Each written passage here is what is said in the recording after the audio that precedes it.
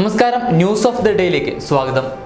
രാഹുൽ ഗാന്ധി വയനാട്ടിൽ എത്തിയതിനെ തുടർന്ന് വലിയ രീതിയിലുള്ള ആഘോഷമാണ് കോൺഗ്രസ് നടത്തിയിരിക്കുന്നത്. വലിയ റാലിയായിരുന്നു രാഹുൽ ഗാന്ധിയുടെ നാമനിർദ്ദേശ പത്രിക സമർപ്പിക്കാൻ എത്തിയപ്പോൾ വയനാട്ടിൽ ഉണ്ടായത്. എന്നാൽ അവിടെ പത്രിക സമർപ്പിച്ച ശേഷം കോൺഗ്രസ് അധ്യക്ഷൻ രാഹുൽ ഗാന്ധി നടത്തിയ റോഡ് ഷോയ്ക്കിടെ മാധ്യമപ്രവർത്തകർ വാഹനത്തിൽ നിന്ന് നിലത്ത് വീണിരിക്കുകയാണ്. റോഡ് ഷോയുടെ ചിത്രങ്ങൾ പകർത്താൻ ട്രക്കിൽ സഞ്ചരിക്കുന്നതിന് ഇടയിലാണ് വാഹനത്തിന്റെ ബാരിക്കേഡ് തകർന്ന് മാധ്യമപ്രവർത്തകർ നിലത്ത് വീണത്. 5 പേരായിരുന്നു വാഹനത്തിൽ നിന്ന് വീണ് പരിക്കേറ്റത്. സമീപത്തെ വാഹനത്തിലായിരുന്ന രാഹുൽ ഗാന്ധിയും പ്രിയങ്ക ഗാന്ധിയും ഉടൻ തന്നെ പരിക്കേറ്റവരെ ആശുപത്രിയിലെത്തിക്കാൻ പെട്ടെന്ന് തന്നെ വാഹനത്തിൽ നിന്ന് ഇറങ്ങി അവരുടെ കൂടെ എത്തി. മാധ്യമപ്രവർത്തകരെ ആംബുലൻസിലേക്ക് കയറ്റുന്നതിനും രാഹുൽ ഗാന്ധിയും പ്രിയങ്കയും ഒപ്പമുണ്ടായിരുന്നു. 3 മാധ്യമപ്രവർത്തകർക്കാണ് കാര്യമായ രീതിയിൽ പരിക്കേറ്റത്.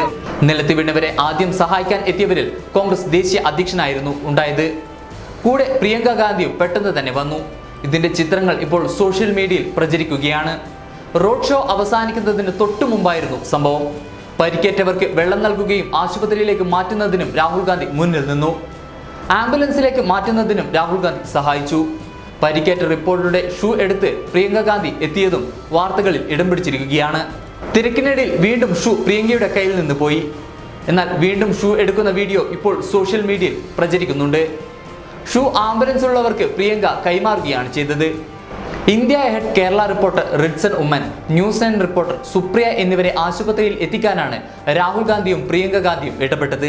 ഇരുവരും കൽപ്പറ്റ ലിയോ ആശുപത്രിയിൽ ചികിത്സയിലാണ്. പരിക്കേറ്റവരെ ആംബുലൻസിലേക്ക് കയറ്റുന്നതിന് രാഹുലും പ്രിയങ്കയും ഇടപെടുന്ന ദൃശ്യങ്ങൾ യൂത്ത് കോൺഗ്രസ് നേതാവ് VS ജോയ് ഫേസ്ബുക്കിൽ പങ്കുവച്ചു.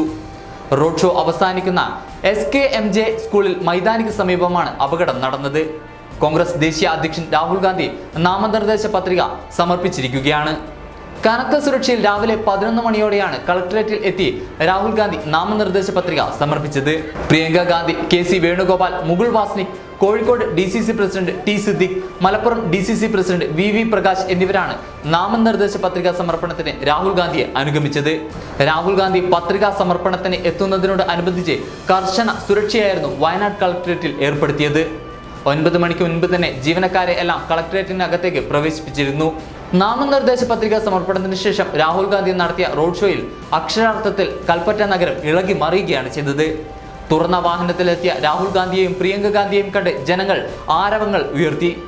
പത്രികാ സമർപ്പണത്തിനെന്ന പോലെ റോഡ് ഷോയിലും കനത്ത സുരക്ഷയായിരുന്നു SPGയും കേരള പോലീസും തണ്ടർബോൾട്ടും ചേർന്ന് രാഹുലിനും പ്രിയങ്കയ്ക്കും ഒരുക്കിയത്. എന്നാൽ യാത്രാമധ്യേ പലയിടത്തും രാഹുൽ സുരക്ഷാ വലയം ഭേദിച്ച് പ്രവർത്തകരുടെ അടുത്തേക്ക് നീങ്ങിയിരുന്നു. ഇത് പ്രവർത്തകർക്ക് വലിയ ആവേശമാണ് ഉണ്ടാക്കിയത്. എന്തായാലും രാഹുൽ ഗാന്ധിയുടെ വരവോടെ കേരള രാഷ്ട്രീയത്തിൽ വലിയ മാറ്റങ്ങളാണ് ഉണ്ടായിരിക്കുന്നത്. ഇതുമായി ബന്ധപ്പെട്ട കൂടുതൽ വാർത്തകൾക്കായി വൺ ഇന്ത്യ മലയാളം സന്ദർശിക്കൂ.